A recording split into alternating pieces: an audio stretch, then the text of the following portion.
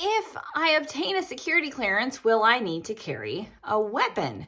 Hi, this is Lindy Kaiser with ClearanceJobs.com. When it comes to security clearance myths, that is one that I've heard before, and they just came into my inbox this week in relation to a question that I received. An individual wondering if they were applying for certain positions, specifically for a position with the FBI, if they would be required to carry a firearm or be firearm eligible in order to have that position. I have actually heard that on and off through the years in terms of a variety of positions, not just specific agencies, but even in general. Hey, I'm going to have a security clearance. I'm going to have access to the nation's secrets. Clearly, I'm going to need a badge and a gun. Am I right?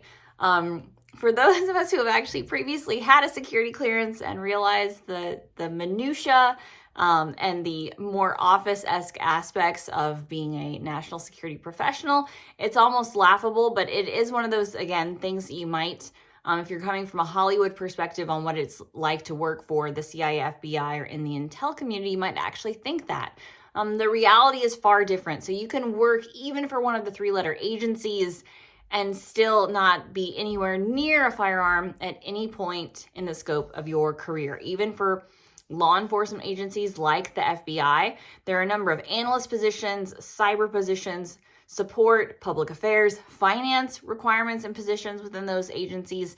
And again, there would be no firearms proficiency. When you're looking at a firearm proficiency requirement, that's going to be very specific to a very niche subset of positions specific to an agent, FBI agent positions, again, within the CIA, specific CIA agent on the ground, potentially counterintelligence positions. You're more likely to see the firearm proficiency aspect come out if you're in the military and obtaining a security clearance through your military service, but that need for firearms proficiency would be tied to your military service.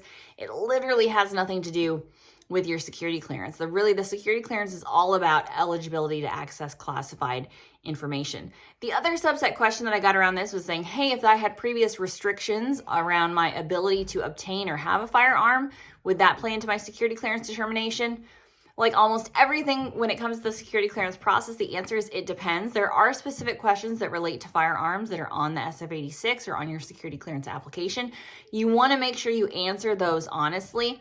But as we typically say, regardless of what is in your past, almost any past circumstance can be mitigated. So putting some time behind that potential issue is the best thing you can do. But if you had a firearm restriction, again, especially related to a mental health condition or something like that, the best thing you can do is be proactive about your mental health.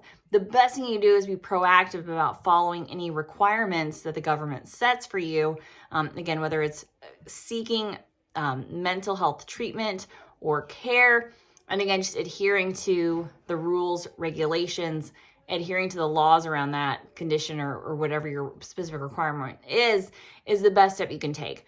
So being proactive, following the rules, and then being upfront on your SF-86. There are very, very few things that you're going to ask me about over at ClearanceJobs.com, and I'm going to say, hey, you cannot obtain a security clearance, because the reality is, again, if you're proficient and proactive, and if you take the proper steps, many things can be mitigated. And again, if for any reason you actually don't want to carry a firearm, I certainly do not want to for my position, you don't have to, and you can still work for the government. You can still support a variety of national security missions with no need to carry a gun required. So Charlie's Angels need not apply.